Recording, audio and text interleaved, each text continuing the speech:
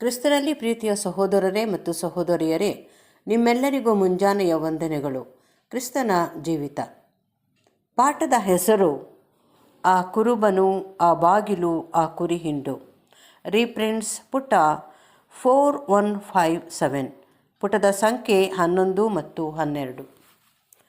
ಸತ್ಯವೇದವು ನಮ್ಮ ಕರ್ತನಿಗೆ ತನ್ನಲ್ಲಿ ನಂಬಿಗಸ್ತರಾದವರೊಂದಿಗೆ ಇರುವ ತನ್ನ ಸಂಬಂಧವನ್ನು ವರ್ಣಿಸುವ ನಿಟ್ಟಿನಲ್ಲಿ ಹಲವು ಬಗೆಯ ಸೊಗಸಾಗಿಯೂ ಸ್ಪಷ್ಟವಾಗಿಯೂ ಇರುವ ಬಿರುದು ನಾಮಾಂಕಿತಗಳನ್ನು ನಿಗದಿ ಮಾಡಿಕೊಟ್ಟಿರುತ್ತದೆ. ಇವುಗಳಲ್ಲಿ ಅತಿ ಸೊಗಸಾಗಿಯೂ ಮನ ತಟ್ಟುವಂಥದ್ದಾಗಿಯೂ ಇರುವುದೇನೆಂದರೆ ಅದು ಒಳ್ಳೆಯ ಕುರುಬನ ಬಗ್ಗೆ, ಅಥವಾ ಹೆಚ್ಚು ಅಕ್ಷರಾರ್ಥದಲ್ಲಿ ಭವ್ಯವಾದ ಕುರುಬನು, ಆದರ್ಶ ಕುರುಬನು ಎನ್ನುವ ಬಗ್ಗೆ. ಇದರಂತೆಯೇ ನಮ್ಮ ಕರ್ತನ ಹಿಂಬಾಲಕರಿಗೆ ಅನ್ವಯವಾಗುವ ಹಲವು ಬಗೆಯ ಹೆಸರುಗಳಲ್ಲಿ ಕುರಿ ಎಂಬ ಪದವು ಬಹು ಪ್ರಚಲಿತವೂ ಅತಿ ಹೆಚ್ಚು ಸರಿಹೊಂದುವಂಥದ್ದು ಸಹ ಆಗಿರುವುದು. ಖಂಡಿತವಾಗಿಯೂ ಇಂಥ ಒಂದು ಸಚಿತ್ರ ವಿವರಣೆಯನ್ನು ಬಳಸಲು ಪ್ರಾಕೃತ ಮನುಷ್ಯನಿಗೆ ಎಂದು ಹೊಳೆಯಲಾರದು. ಸಚಿತ್ರ ವಿವರಣೆಯಲ್ಲಿ ನಾವು ಗಮನಿಸಬೇಕೆನ್ನುವ ಅಂಶವೇನೆಂದರೆ, ಇಂಗ್ಲೆಂಡ್ ದೇಶದ ಪಾರ್ಲಿಮೆಂಟಿನ ಮೇಲ್ಮನೆಯ ಸದಸ್ಯರುಗಳು ಹಾಗೂ ಶ್ರೀಮಂತರು ಹಲವಾರು ಹಸ್ತಾಕ್ಷರ ಚಿಹ್ನೆ, ತೋಳುಡುಗೆ ಮುಂತಾದವುಗಳನ್ನು ಅಳವಡಿಸಿಕೊಂಡಿದ್ದು, ಇಂಥವುಗಳಲ್ಲಿ ಹಲವಾರು ಪ್ರಾಣಿಗಳು ಇಲ್ಲವೇ ಪ್ರಾಣಿಗಳ ತಲೆಯ ಚಿತ್ರಗಳು ಕಾಣಬರುತ್ತದೆ. ಇಂಥ ಯಾವುದೇ ಚಿಹ್ನೆಗಳಲ್ಲಿ ಯಾರಾದರೂ ಕುರಿಯ ತಲೆ ಇರುವುದನ್ನು ಎಂದಾದರೂ ನೋಡಿರುವರೇ? ಇಲ್ಲವೆಂದು ನಾವು ನೆನೆಸುತ್ತೇವೆ. ಭೂಲೋಕದ ಶ್ರೀಮಂತರುಗಳು ಕುರಿಯ ಚಿಹ್ನೆಯನ್ನು ಅಳವಡಿಸಿಕೊಳ್ಳುವುದನ್ನು ಕಲ್ಪಿಸಿಕೊಳ್ಳಲು ನಮಗೆ ಸಾಧ್ಯವಾದಲ್ಲಿ ಖಂಡಿತ ಅದು ಗಡಸು ಕೊಂಬಿನ ಟಗರನ್ನು ಸೂಚಿಸುವಂಥದ್ದಾಗಿರುವುದು. ಸಿಂಹದ ತಲೆ, ಹುಲಿಯ ತಲೆ, ಹದ್ದಿನ ತಲೆ, ಇಲ್ಲವೇ ವರ್ಣಿಸಲಾಗದ ಕ್ರೂರ ಸ್ವಭಾವವುಳ್ಳ ಪ್ರಾಣಿಯ ತಲೆ, ಬೆಂಕಿ ಉಗುಳುವ ಮೊಸಳೆಗಳು ಮುಂತಾದವುಗಳು ಇಂಥವುಗಳನ್ನು ಸಾಧಾರಣವಾಗಿ ಆಯ್ಕೆ ಮಾಡಲಾಗುವುದು. ಪ್ರಾಕೃತ ಮನುಷ್ಯನು ಬಲಿಷ್ಠನೂ ಕ್ರೂರತೆಯುಳ್ಳವನೂ ಆಗಿ ತೋರಬೇಕೆಂಬ ಮತ್ತು ಇತರರಿಗೆ ಕಂಡುಬರಬೇಕೆಂಬ ಸಹಜ ಮನೋಭಿಲಾಷೆಯನ್ನು ಇದು ಸೂಚಿಸುವುದು. ತನ್ನನ್ನು ಒಳ್ಳೆಯ ಕುರುಬನಂತೆ ತೋರಿಸಿಕೊಳ್ಳುವಾತನು ಮತ್ತು ಆತನ ಹಿಂಬಾಲಕರು ಕುರಿಗಳಂತೆ ತೋರಿಬರುವರು ಎಂಬುದು ಸಹಜ. ಮನುಷ್ಯನು ಹೊಂದಿರುವುದಕ್ಕಿಂತಲೂ ಸಂಪೂರ್ಣವಾಗಿ ವಿಭಿನ್ನವಾದ ಅಭಿಪ್ರಾಯದಾಗಿರುವುದು ಹಾಗೂ ಆತನ ಹಿಂಬಾಲಕರಾಗಿರುವಂಥ ನಾವುಗಳು ಇದನ್ನು ಗಮನಿಸಲೇಬೇಕು. ಅಲ್ಲದೆ ಇದನ್ನು ಮನಗಂಡವರಾಗಿ ಕುರುಬನ ಸಂಬಂಧದಲ್ಲಿರುವ ನಾವುಗಳು ಆತನೊಡನೆ ಕುರಿಯಂಥ ಸ್ವಭಾವವನ್ನು ಹೆಚ್ಚು ಹೆಚ್ಚಾಗಿ ಬೆಳೆಸಿಕೊಳ್ಳಬೇಕು. ಕುರಿಹಟ್ಟಿಯ ಬಾಗಿಲು. ಸಾಮ್ಯದಲ್ಲಿನ ಪಾಠವು ತಾನಾಗಿಯೇ 2 ವಿಭಾಗಗಳಾಗಿ ವಿಂಗಡಿಸಿಕೊಳ್ಳುತ್ತದೆ. ಮೊಟ್ಟಮೊದಲನೆಯದಾಗಿ ಯೇಸುವನ್ನು ಕುರಿಹಟ್ಟಿಯ ಬಾಗಿಲಾಗಿಯೂ ಮತ್ತು ಎರಡನೆಯದಾಗಿ ಕುರುಬನನ್ನಾಗಿಯೂ ಸೂಚಿಸುವಂಥದ್ದು. ಸಾಮ್ಯದಲ್ಲಿ ವರ್ಣಿಸಲಾದ ಕುರಿಹಟ್ಟಿಯ ಬಗ್ಗೆ ಅದರೊಡನೆ ನೀಡಲಾದ ನಿದರ್ಶನದ ಮೂಲಕವಾಗಿ ಬಹು ಸ್ಪಷ್ಟವಾಗಿ ನಿರೂಪಿಸಲ್ಪಟ್ಟಿರುವುದು.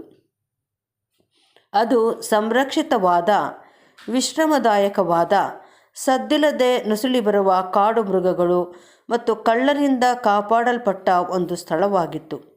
ಈ ಹಟ್ಟಿಯೊಳಗೆ ಹೋಗಲು ಕೇವಲ ಒಂದೇ ಬಾಗಿಲು ಅಲ್ಲಿದ್ದು, ಅದು ಕಾವಲುಗಾರನಿಂದ ಕಾಯಲ್ಪಟ್ಟು ಆತನು ನಿಜವಾದ ಕುರುಬನನ್ನು ತಿಳಿಯದವನಾಗಿದ್ದು ಅವನನ್ನಲ್ಲದೆ ಬೇರೆ ಯಾರನ್ನು ಒಳಗೆ ಬಿಡುವುದಿಲ್ಲವೆಂಬುದನ್ನು ಕಲ್ಪಿಸಿಕೊಳ್ಳಲಾಗಿತ್ತು. ನಮ್ಮ ಕರ್ತನು ತಾನೇ ಯೆಹೋವನ ಕುರಿಹಿಂಡಿಗೆ ನಿಜವಾದ ಕುರುಬನಾಗಿರುವನೆಂದು, ಬಾಗಿಲು ಕಾಯುವವನು ತನ್ನೊಬ್ಬನನ್ನೇ ಮಾತ್ರ ಒಳಗೆ ಹೋಗಲು ಬಿಡುವನೆಂದು, ಹಾಗಾಗಿ ಆ ಕುರಿಗಳನ್ನು ನಿಯಂತ್ರಿಸಲು ತನ್ನೊಬ್ಬನಿಗೆ ಮಾತ್ರ ಹಕ್ಕಿದ್ದು ತನಗೆ ಅವುಗಳಿಗೆ ರಕ್ಷಣೆಯನ್ನು ಒದಗಿಸಲು ಸಾಧ್ಯವೆಂದು ಪ್ರಕಟಿಸಿಕೊಂಡಿದ್ದನು. ಹೀಗೆ ನಿಜವಾದದ್ದಕ್ಕೆ ಮತ್ತು ಸುಳ್ಳಾದದ್ದಕ್ಕೆ ಇರುವ ತಾರತಮ್ಯವನ್ನು ತಿಳಿದ ಬಾಗಿಲು ಕಾಯುವವನು ಧರ್ಮಶಾಸ್ತ್ರ ಸಂಬಂಧದ ಒಡಂಬಡಿಕೆಗೆ ಹೋಲಿಕೆಯಾಗಿದ್ದನು.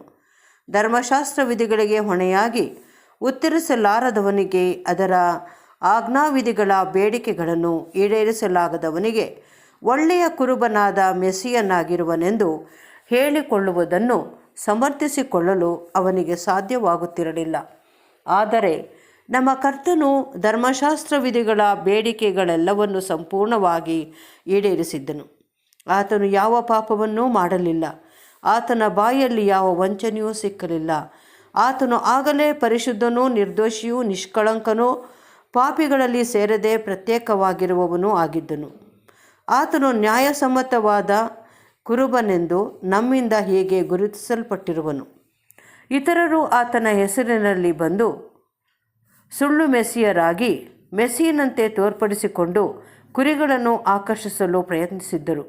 ಆದರೆ ನಮ್ಮ ಕರ್ತನು ಅವರನ್ನು ವಂಚಕರೆಂದು, ಅವರು ಕಳ್ಳರು ಸುಲುಕೊಳ್ಳುವವರೂ ಆಗಿದ್ದು ಕೇವಲ ಕುರಿಗಳನ್ನು ಕದ್ದುಕೊಳ್ಳಲು ಸಹಾಯ ಮಾಡಿದ್ದರೆಂದು, ಅವರು ಕುರಿಗಳಿಗೆ ಹಿತವನ್ನು ಮಾಡುವುದನ್ನು ಬಯಸಲು ಉತ್ಸುಕರಾಗದೆ ಸ್ವಂತ ಹೊಟ್ಟೆಯಲ್ಲಿ ಹೊರೆದುಕೊಳ್ಳುವಂಥ ಸಾಮರ್ಥ್ಯವುಳ್ಳ ಆಕಾಂಕ್ಷೆ ಹೊಂದಿದವರಾಗಿದ್ದರೆಂದು ತಿಳಿಯಪಡಿಸಿದ್ದನು.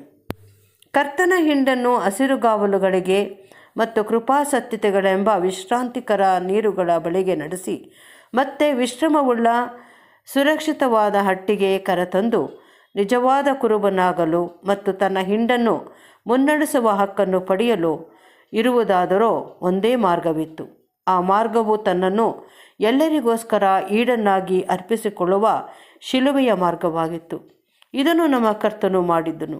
ಹೀಗೆ ಆತನು ಕುರಿಹಟ್ಟಿಯ ಬಾಗಿಲಾಗಿದ್ದನು. ಅಂದರೆ ಜೀವವುಳ್ಳ ಹೊಸ ಮಾರ್ಗಕ್ಕೆ, ಅಥವಾ ಇನ್ನು ಸೂಕ್ತವಾಗಿ ಹೇಳುವುದಾದರೆ ಹೊಸದಾದ ಒಂದು ಜೀವ ಮಾರ್ಗಕ್ಕೆ ಬಾಗಿಲಾಗಿದ್ದನು.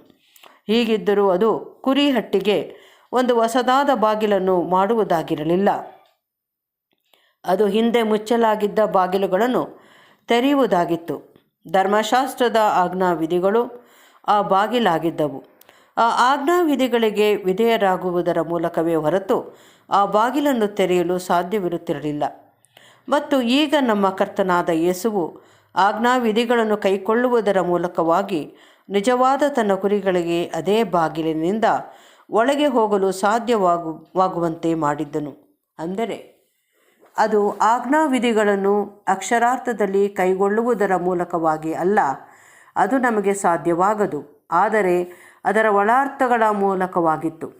ನಿಜವಾದ ಕುರಿಗಳು ಕುರಿಹಟ್ಟಿಯ ಒಳಗೆ ಸೇರುವುದರ ವಿಷಯವಾಗಿ ಅಪೊಸ್ತಲನು ಹೀಗೆ ಹೇಳುತ್ತಾನೆ: ಶರೀರ ಭಾವಕ್ಕೆ ಅನುಸಾರವಾಗಿ ನಡೆಯದೆ ಪವಿತ್ರಾತ್ಮ ಅನುಸಾರವಾಗಿ ನಡೆಯುವವರಾದ ನಮ್ಮಲ್ಲಿ ಧರ್ಮಶಾಸ್ತ್ರದ ನಿಯಮವು ನೆರವೇರುವುದಕ್ಕೆ ಮಾರ್ಗವಾಯಿತು.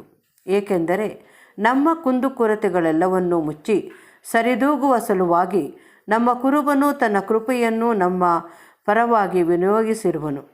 ಎಲ್ಲಿಯವರೆಗೂ ನಾವು ಆತನವರಾಗಿದ್ದು ಆತನ ಮಾರ್ಗದಲ್ಲಿ ನಡೆಯಲು ಪರಿಶ್ರಮಿಸುತ್ತಿರುವೆವೋ ಅವರಿಗೆ ನಮ್ಮ ಪ್ರತಿಯೊಂದು ಕುಂದುಕೊರತೆಗಳನ್ನು ಆತನ ಹೇರಳವಾದ ಕೃಪಾತಿಶಯದ ಮೂಲಕವಾಗಿ ಸರಿದೂಗಿಸಲಾಗುವುದು. ಮೋಶೆಯ ಧರ್ಮಶಾಸ್ತ್ರ ಮತ್ತು ಪ್ರವಾದಿಗಳ ಗ್ರಂಥಗಳು ಇದಕ್ಕೆ ಸಾಕ್ಷಿಯಾಗಿವೆ.